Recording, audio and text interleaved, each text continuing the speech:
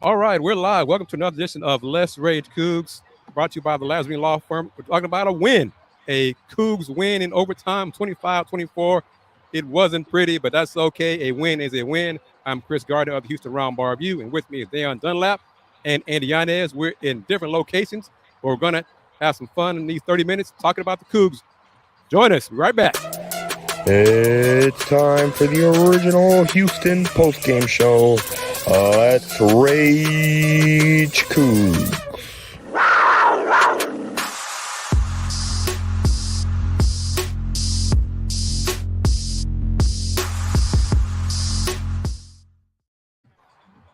Let's get right into it. Dan, your thoughts on the win, man? I mean, what a win. What a win.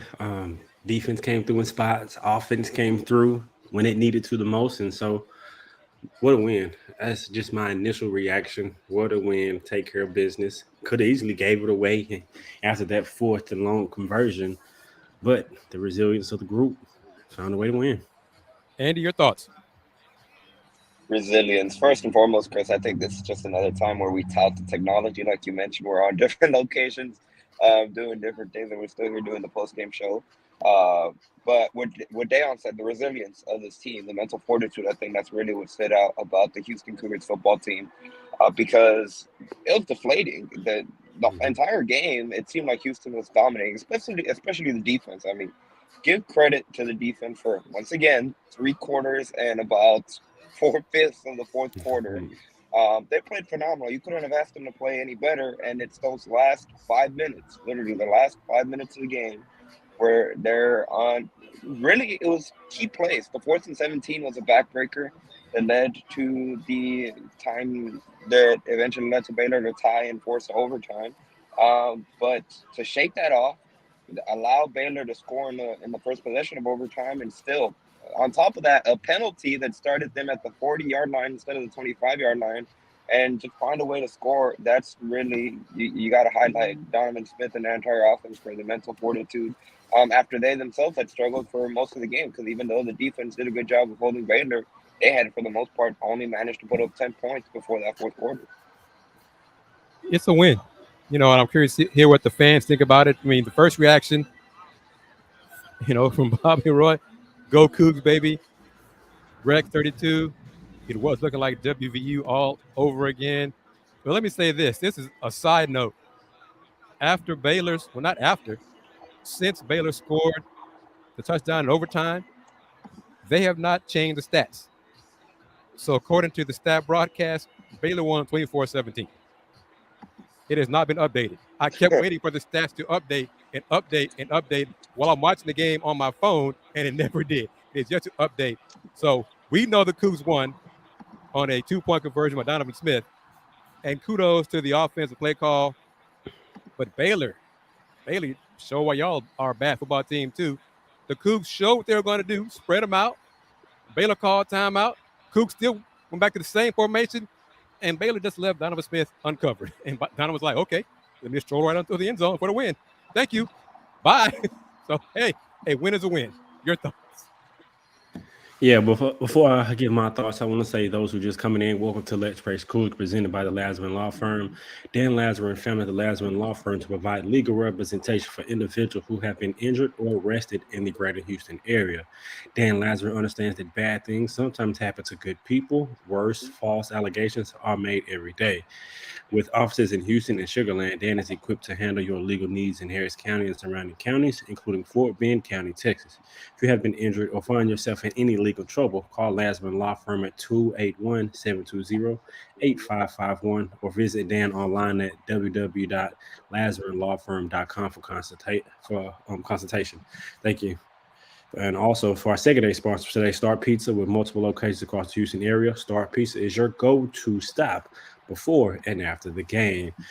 But yeah, man, their defense, like Andy said, for most of the game, they played really well. Nelson Caesar looks like a player that will be playing on Sundays. Yeah, he was phenomenal, man. He was really, really everywhere. And really, they just made timely plays.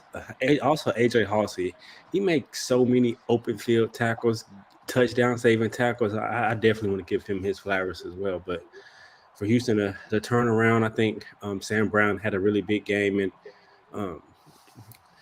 Mathis came up big today, but Donovan Smith, I think he was the difference. His poise, he did throw an interception, but he bounced back, and his resilience, I think, helped propel Houston overall. And I think this is correct. Rex is asking us this question: are we, as in the Cougs, the only newcomer with 2 wins against the original 8? I would think so, Yes. Yeah, Yes. for because sure. UCF and Yep. Cincinnati didn't have any wins. Cincinnati and UCF had not won a Big 12 game, Yeah, period, heading into their matchup today, which I'm curious. Did UCF hang on a win, or who come out victorious in that game? I have to check and see. But I mean, BYU, I know they don't have 2 wins over the original 8. I feel confident in saying that. But hey, it wasn't pretty. I'm curious to hear the thoughts, to see the thoughts of the fans who were like, if the Cougs lose today, does this mean Dana's in trouble? Well, the Cougs won. So they got their second win in the Big 12. They got 3 games left. Homecoming is next Saturday Yeah, against the UCF Bearcats. went on to win. So that's a game the Cougs could win. Home games, homecoming. Deion, Andy, everybody watching, you're supposed to win homecoming. Okay? They do that. That's third win right there. They're getting closer and closer to being bowl eligible. And then just go from there. I actually think they have a chance to win out outside of. I think their Oklahoma State team is a team that, after seeing their last couple of games, I think they're a really talented team, especially with their running back that they have. And so I think that's going to be a huge challenge. But really, just for today's game, we just want to give them credit for being able to finish on the road, because it's so many times we see them give up a big play and lay down and not finish the fight. I mean, we have to give them credit for finishing the fight and actually coming through on the offensive end. I mean, the defense gave up a touchdown to OT, but the offense had a chance, like Andy said, started OT at the 40-yard line. Sam Brown made a big play to get the drive going, and they was able to punch it in. So I just want to give kudos to the team for being able to stick it out and pull it out. A short-handed offense as well. No Joseph Yeah, Nandek. for As he sure. goes and gets carted off first few minutes of the game. So again, I think this is just one of those games where you really got to see if there's anything, and for all the struggles, for all the frustration when it comes to the inconsistency of the Houston Cougars football team, I think the one thing they really deserve credit is, again, the mental toughness that they've showed, especially since Big 12 play started, even going back to that Rice loss, which is something, kudos. They haven't allowed themselves to be broken mentally, especially after some of these losses, especially after last week, after getting shut out 41-0 against Kansas State. Great bounce back. And salute to the players. And, Coach Hogerson has tossed a few under the bus, but the players that are still here, they responded. They refused to lose. They found a way to win. I'm very critical of them, very critical of Coach Hogerson, but they found a way to win. But y'all tell me this. I did not see the 4th and 17 scramble. I was in my car headed to the Rockets game. So please describe to me what the hell happened on that play. 4th and 18, they looked like they were in man coverage and had good coverage on the receivers. And D-line was able to get a push, and he really was able to step up, and the defense was swarming one way. He's able to run across the field and get the first down. I mean, I really kind of give, in my opinion, give credit to the quarterback, because it was good coverage. He just had no choice but to pull it down and run for the first down. So kudos to him. But in regards to Houston side, you can't allow that to happen.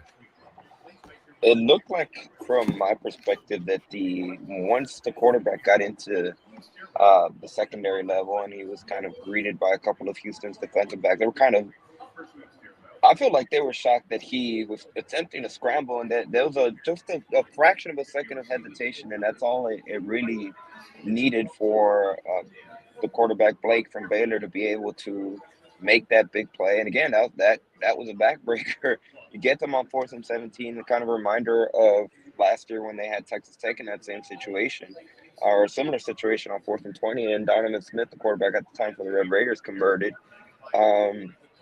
But yeah, like Dion said, I give kudos, tip your cap to him for making that play. But that's something that in film going forward, gotta be able to find a way to make the stop. that just comes down to execution. The player's got to be able to come up and make the tackle 17 yards before he's able to get that first down. Yep. And I'm not sure. The Cougs won. T.I., his comment is underwhelming. What the Cougs showed me today is they're better than Baylor. Okay. I'm not sure. I think the Cougs are better than Cincinnati. Again, it's a homecoming game. The Cougs should win next Saturday. Bearcats have yet to win in Big 12 play. I don't believe the Cougs are better than Oklahoma State, but I do believe the Cougs are better than UCF. But that's a road game, if I'm not mistaken. And a very tough place to play. Tough place to play. So, the Cougs could finish, 4-5 in Big 12 play. They have a very good chance of finishing at least 6-6. That's going to a bowl. That's what Chris Pesman said he wanted them to do, is be competitive and get to a bowl game. And that's one thing they did. Oh, sorry, Chris. No, go ahead, Dan. Go ahead. I was just gonna add to your point, to his standards and what he wanted to see. They have been competitive pretty much in all Big 12 games except the K-State game. And he was able to see what K-State was able to do on the road at Texas and fighting back. So that is a really good K-State team. Still no excuses for Houston to get blew out the way they did. But to their credit, they have been competitive in all Big 12 games. And I think they will be able to compete in the rest of their schedule. And probably outside of the Oklahoma State, where they probably may not be favored. But the team has been competing, and they're showing that they are better than the likes of the Baylor and some of the other bottom teams this year in regards to the Big 12. Andy, what say you? I was going to say, I think it's going to be very interesting this last month when they do play UCF and Cincinnati, because if there is one silver lining to be had of the season is, at least right now, before they have the head-to-head matchups, it looks like they're in a much better position than all those other programs, but certainly more than UCF and Cincinnati when it comes to making that transition into the Big 12. And to add on to Dayon's point about how competitive, for the most part, with the exception of the second half against TCU Tech and then, of course, last week against Kansas State, it hasn't seemed like there is just a completely different level when it comes to talent, but when it comes to being able to compete with them, at least in stretches, as we've seen early on in the season. So, again, if you're looking at silver linings, if they are able to reach a goal, now standing at 4-5, they only need to go 2-1 with, again, 2 of those 3 games being against former American Athletic Conference opponents. There's a lot more positive momentum after a really roller coaster of a season that it has been. And, again, testament that the players have been able to cast aside some of these very deflating losses. And the Cougs won, everyone. If you're tuning in late, this is just some Less Rage Cougs brought to you by the Lazarine Law Firm. The Cougs are now 4-5. ESPN has the Cougs 3-6 and lost today. The Baylor stats still has Baylor winning 24-17. They haven't changed it yet. I don't know if they turned off their system. It's updated on my screen, Chris. Before a while, when you first said it, I was seeing that. On Baylor or the stat broadcast? On the ESPN, because they were doing exactly. I'm checking the standings right now. I just checked on the standings. Okay, yeah, because I wanted to be sure of everybody else's record. But we know they won. Right. Right. I don't know if they're getting the feed from Baylor's feed, which has yet to be updated. But y'all got a job to do. The first score in OT does not mean the game's over in college football. So I don't know what's going on in Waco, but we saw Donovan Smith get the 2-point conversion for the 25-24 Houston win. That's the bottom line. I don't know. Strange, man. This is really weird. Yeah, and to Andy's last point, the team has looked like they belong in the Big 12. I mean, outside of a few quarters, they haven't played full quarters, but just objectively watching the team, you could tell it's not a gap in regards to talent and what you've seen Houston not looking like they belong in the Big 12. And so, I mean, just calling it how it is, they have looked that way. I think to take that next step to be a consistent contender, there are a few things that could be done. But other than that, the team, they have the talent, and I think just looking at the rest of the schedule like we've been talking about, they can win those games. I think Oklahoma State will be a huge challenge, and always winning on the road is a challenge as well. Andy? Let's talk about. I want to talk about the defense real quick.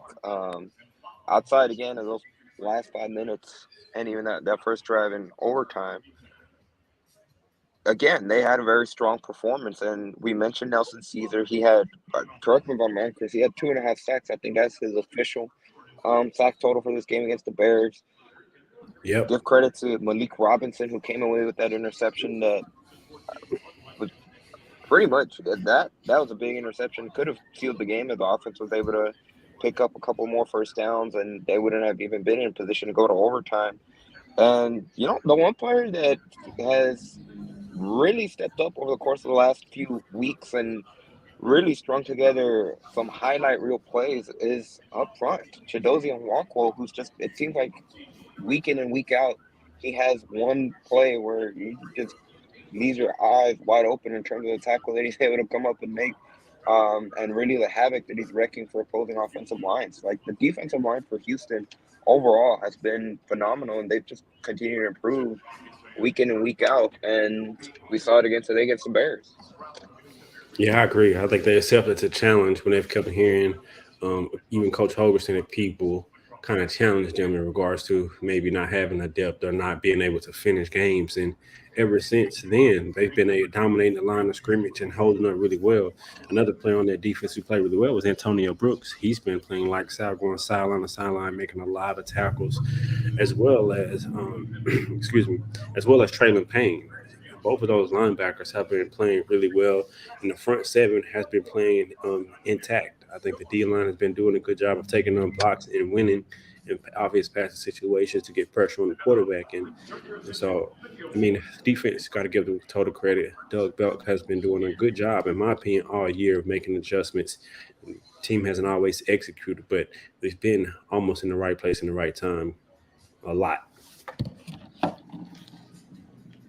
I'm just going back to it. I think the Cougs are better than Baylor, UCF, Cincinnati. They're not on the Oak State, K-State tier yet. They're somewhere in the middle. We'll see where they are with the new additions next season. I'm not sure. The performance against Oklahoma State, it's a road game in the conference. Got to be a better performance than they did last Saturday against K-State, because if it's another struggle, then I have concerns about how much of a gap there is between Houston and the top-tier teams in the conference going forward. I think the Cougs are better than Baylor. I think Baylor is going to be looking for a new head coach at the end of this season. Oh, I agree. I think the Cougs this year are better than Cincinnati and UCF. Going forward, we'll see. But Big 12 going forward is a question mark overall, outside of what we think K-State should be. They have a solid foundation of a program. Oklahoma State could be getting back to that level. We'll see where the Cougs are compared to everybody else in the conference. Yeah, I think that's a fair assessment. I mean, just if you want to look forward, look in the future, I think Utah's another team who has a solid foundation as a program right there with Kansas State. And so, but I think Houston is building it. And so, I like where they are. Donovan Smith returns. You keep him at quarterback, and some other core players return. You add, you're going to lose Paul with that left tackle. You're going to have to reload the up line. But, I mean, I like the where they sit in regards to being able to compete, kind of look forward for the next year in the Big 12. Got to upgrade the right side. Right tackle. Got to upgrade the right tackle. Yeah. Got to. Chris, you took you took the words right out of my mouth. I said, and it's unfortunate. A lot of the stuff too is just frustrating when it comes to penalties that have been an issue going back to last season. But in particular, just that right side in general, we've seen oftentimes, even going back to last week, the past 2 weeks against Kansas State and Texas, where those opposing defensive lines, to be honest, they manhandle our offensive line. It's been a big struggle for the Houston Cougars. They've had moments. I mean, I saw Jack Freeman get manhandled once. Was in the third quarter, got blown up and pushed back. But that happens sometimes, But the right side of the line is in need of an upgrade. And losing Pat Ball to the draft starts up front. O-line, if you have a good O-line and a good D-line, you're in good shape. Cougs O-line going forward next season is a question mark. Yeah, but Donovan Smith is the bright spot. I think. I think he is the bright spot. I mean, like I agree with everything you said, though, Chris. But Donovan Smith is the bright spot. He comes back. I think a second year in his system, he's already shown to be getting comfortable and more confident game by game in his system, and just eliminate some of those turnovers. His dual threat can do it on the ground and through the air. And you see all the receivers. I mean, who knows if Sam Brown's returns? I think he'll have some draft stocks to see what he do next year. But Donovan Smith comes back, but I agree with Kris wholeheartedly. You got to be able to protect him and eventually get the run game. I mean, you Yes, brought in a new run game coordinator, offensive line coach, and I haven't seen the difference. we forgot to mention this. It happened twice today, fellas. The tush push, man. They finally Yes, did yes, for it, man. sure. Finally, you're right about that, Kris. None of Finally, that more than shotgun. one. I mean, we've been asking for it all year. Why y'all going shotgun on Right. third, fourth, and short? They finally did that. So hey, maybe they're watching this show. I don't know. For whatever reason, it worked. The tush push worked in those situations. Donovan Smith, 6'5", 240. He gets that half yard. So hey, Miles Coleman as Rex finally the QB sneak. Yep, the brotherly shove. Now it sounds like you're an Eagles fan. So I'll let you on here anyway. But anyhow, but hey, not Dayon is where are you? Missouri. Yep. Andy's on location, and I'm at Toyota Center for the Rockets Kings game. So technology is bringing you this edition of Let's Rage Cougs, brought to you by the Lazarine Law Firm. Talk about a Cougs win, 25-24 in overtime.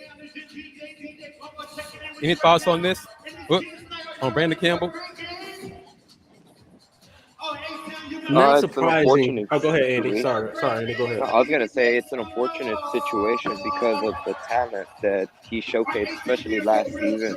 After Alton McCaskill went down, but I'm curious to see down where you were gonna go with it. But he saw Can you his mute your role mic, Kris, dwindle, whenever you're not unfortunately. talking? All right. The Rockets PA guys going Roddy. But I was gonna say it's kind of unfortunate because again of the flash that he showcased the season ago whenever Alton McCaskill went down. But today on, I'm curious to see what your point was about to be, but not surprising because we saw his role dwindle, and we hadn't seen him for weeks now. And part of it had to do with injury, but wish him the best in his future endeavors, and Houston's got to find a way to fill that void.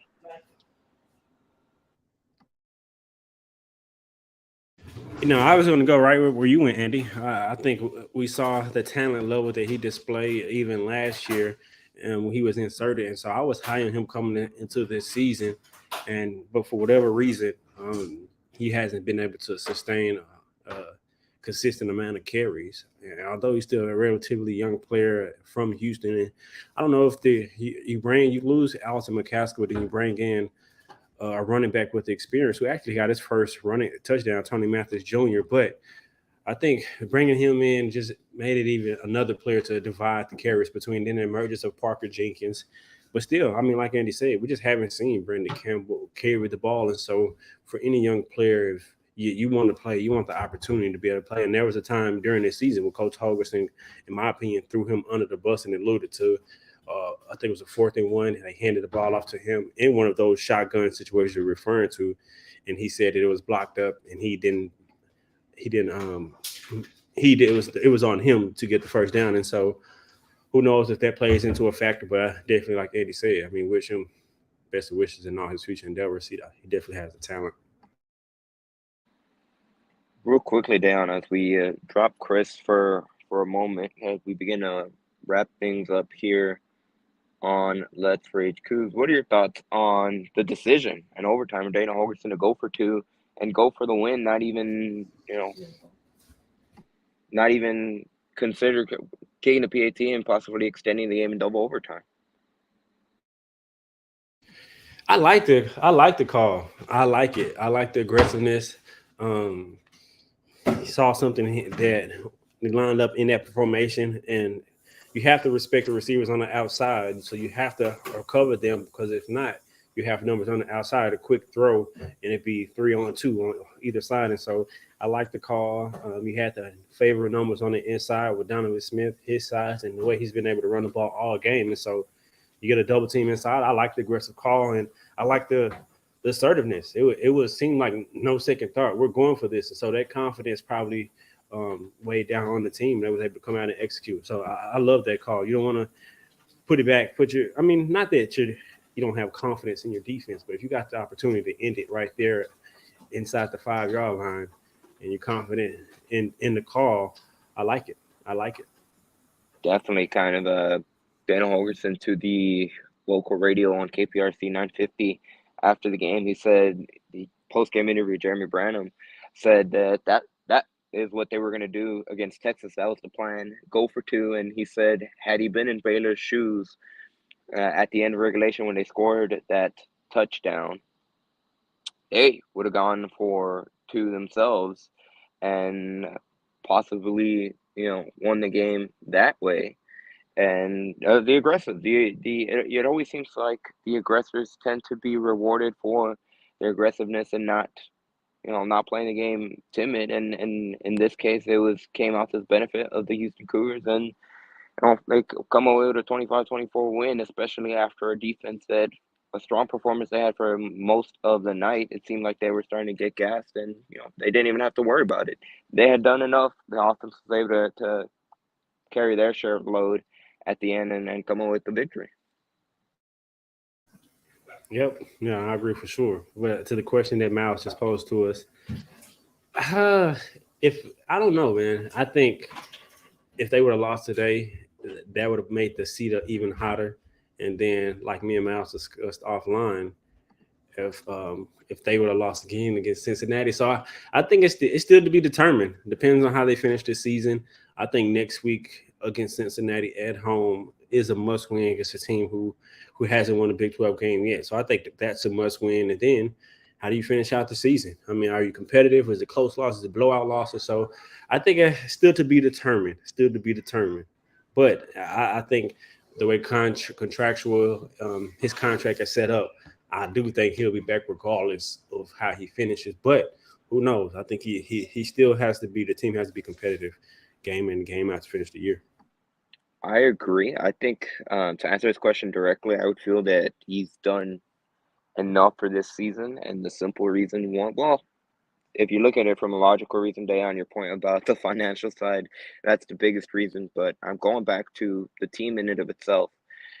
They haven't given up on him. They are committed, and they're able to brush off some of these devastating losses, and they're showing their mental toughness, their mental fortitude. And I think that in and of itself is enough to go along with the financial reasons. They're 4-5 currently. Obviously, they still have 3 games left to play, but I think that they're in a good spot to have year 6 of Dana Holgerson. For sure. And if those of you just not joining us, we want to let you know that this Let's Race Coogs is presented by the Lazarine Law Firm. Dan Lazarine is founded at the Lazarine Law Firm to provide legal representation to individuals who have been injured or arrested in the greater Houston area. Dan Lazarine understands that bad things sometimes happen to good people. Worse, false allegations are also made every day. With offices in Houston and Sugar Land, Dan is equipped to handle your legal needs in Harris County and surrounding areas, including Fort Bend County, Texas. If you have been injured or find yourself in any other legal trouble, call the Lazarine Law Firm. That's 281-720-8551, or visit Dan online at www.lazarinelawfirm.com for consultation. Thank you for our secondary sponsors for today, Star Pizza with multiple locations in Houston area, the best pizza to go or to stop before or after the game. As we begin to wrap things up, Dayon, again, following Houston's 25-24 comeback win in overtime over the Baylor Bears. Because it's Houston, we knew it had to have some type of drama at the end, some type of headache.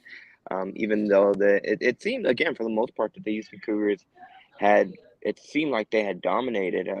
There's a comment from Quezzo Taylor talking about Dana Holgerson. What's your thoughts on this?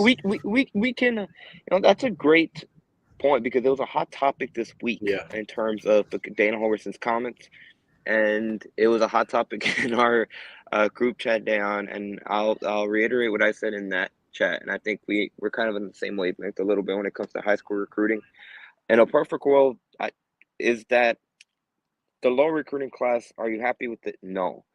But what I will say about Dana Holgorsen and what's been true for him since he took over at Houston, he's done a lot of his big recruits, his top recruits, out of the transfer portal, and that's something that still has yet to be factored. Now, how low the class currently is, obviously that's not where anyone wants it to be, but I think they're not done recruiting. I think the overwhelming majority of the recruits are going to come from that transfer portal. And again, think back to guys like Tank Dell, guys over the course of his tenure here that have just been able to grow and just make plays. Going back even to the 2021 season, with guys like Marcus Jones, that's where Dana Holgorsen has been able to make his bread and butter since he was with the University of Houston, since he took over the University of Houston program. And to your point, Andy, recruiting has changed. I mean, you no longer really have to rely on high school recruits as much. And so, with that being said, the transfer portal recruiting is part of recruiting nowadays. And to his credit, he has done a good job of doing that. And also in this year's recruiting class, who was freshman now, but in regards to how recruiting works, last year's class, he put together a good class. Got a lot of highly recruited kids out of the Houston area, and receivers and a couple of other positions, and so I think that's overstated. I think looking at the numbers, because you got schools like Texas A&M, Clemson, who are top 5, top 10 every single year, but over the last couple of years, they haven't equated to wins. And so I think those numbers can be misled in regards to recruiting rankings. I definitely do think that he should recruit the Houston area. Has he done well, but still do that more well, because you got a 5-star quarterback who's in Houston right now, who's not committed to the University of Houston. And regardless of the overall recruiting, those top guys, you want to keep those home. And so overall, I get what the gist of what people are saying, but I think it's a bit overstated. I mean, just even look at the makeup of this year's team currently. Donovan Smith, transfer from Tech. Tony Mathis, who made a big play in today's game, transferred from Texas Tech. Even on the defense, Sam Brown transferred. Yeah, Samuel Brown as well. Going back to the defense, David Agwebu, we always butcher his name, but he transferred out of Oklahoma, thinking back to Malik Fleming out of ECU. That's where Dana Holgorsen really prioritizes when it comes to his recruiting class. So again, it's a part of the puzzle, but it's just that, a part. It's not all of it. So again, in a perfect world, should the recruiting class be as low? Should as a fan, you can see why they'd be frustrated with how low the recruiting class is, but it always seems like Holgorsen prioritizes transfer recruits over the traditional freshman recruits, certainly in his time in Houston. He has, and oftentimes some of those transfer portal guys come with experience. They've been able to, whether if they haven't played, they've been able to have that offseason in a college offseason, and so they have that experience to kind of be able to know what it's like. But I still, the other side of it, what people are saying, that you still have to recruit the Houston and Texas area to kind of say that I don't really say he said that he's done recruiting, because we know he's not done recruiting, but it was like the ship has sailed on this year's class. So I understand that logic of it, and I don't want to make it as if. Well, you want to have like a farm system, even if you're bringing in freshmen. Right. They're not going to play right away. You still want Right. to bring in transfers, of course, but Mhm. if the transfers are getting bulk of the minutes, you have a good freshman recruiting class that could be learning behind those transfers, behind those in the college world veterans, even though they're still relatively young. And that way, a year or two later, they are ready to step in, and you can start that process over again. And it's much more sustainable rather than trying to have a bad freshman recruiting class year in and year out. No, I agree. For sure.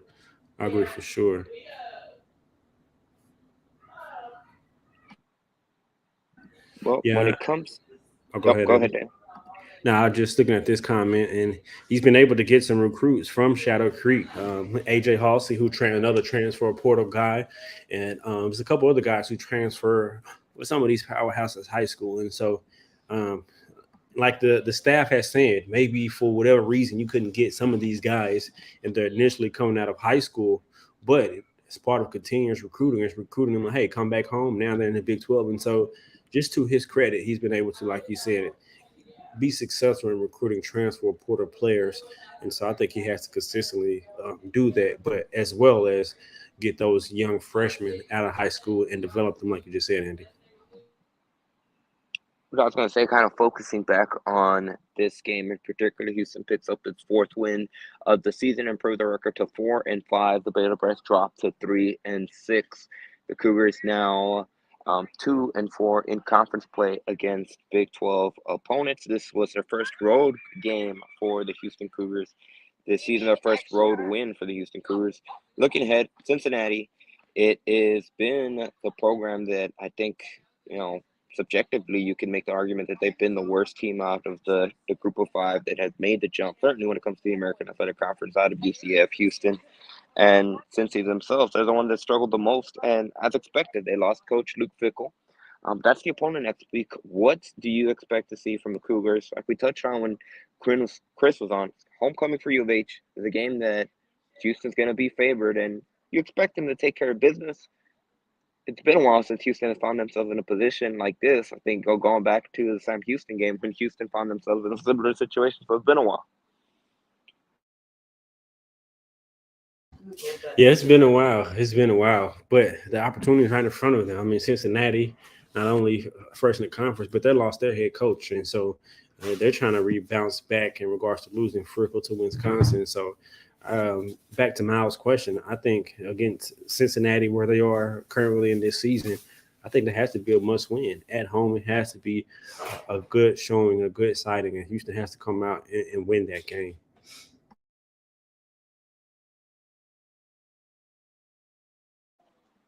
It'll be interesting, a great opportunity that the Houston Cougars have, again, at home. And I'm trying to see if the final score between UCF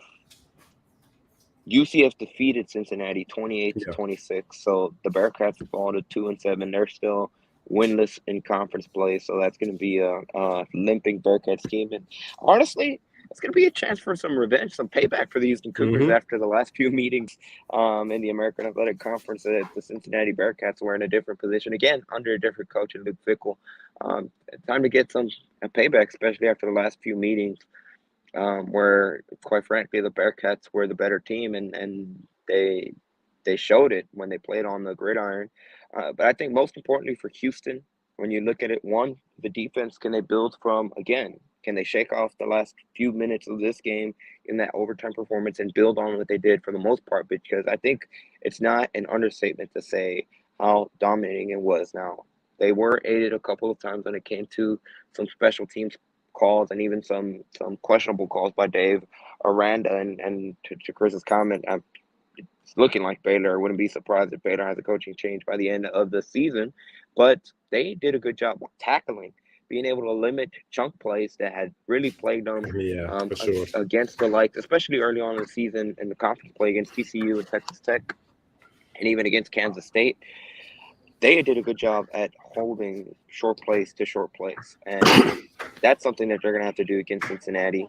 Make them, when they throw it short of the sticks, make the plays. Don't give them a chunk plays that's giving them momentum, especially at home. You want to build a lead, and certainly for the offense, they got to be able to score more than 7 points through three quarters to help that defense out and put them in a better position. It's been a while since Houston just had a cruise control win, and again, they have the opportunity to do that. No game is guaranteed. It's hard to win a game, but they have the opportunity in front of them next week. They definitely do. And that was something I was watching during that game and was thinking about. Houston was able to limit explosive plays, big plays against Baylor. Like you said, by wrapping up and just being in the right spot and making tackles, that's something that plagued them all year. And so if they can do that against Cincinnati and Donovan Smith can cut out those turnovers, I think they can put up even more points. And so he's looked better and better, ran the ball a lot more today than he have, I think, in any game so far this season. 17 carries. Some of those weren't designed, but he carried the football and ended up ending the game on the carry on a QB draw. And so I like what I see in regards to Donovan Smith, him going in the system, being decisive in his throws, and being able to get the ball in the playmaker's hands. And also with Manjack out, got to give credit to what's the receiver's name? Dalton Carnes, who stepped up today. Oh, the walk-on who, yes. Yeah, the walk-on, now a scholarship player. He had some big catches today and made a couple of big plays. And so I think Houston's in a good spot, and they have the ability to take that next step if all things go in their favor going forward with recruiting and putting it all together and coaching and all that type of stuff. Absolutely. We cannot have too much Dalton love. And again, kudos to him for being, he's going to be a scholarship player next season, and he's definitely earned it. Every time he makes a catch throughout this season, it always seemed like it's been at a crucial moment, and he did so in this game against Baylor as well, when Houston was able to respond to the time field goal and score that touchdown to put them up 17-10 late in that game.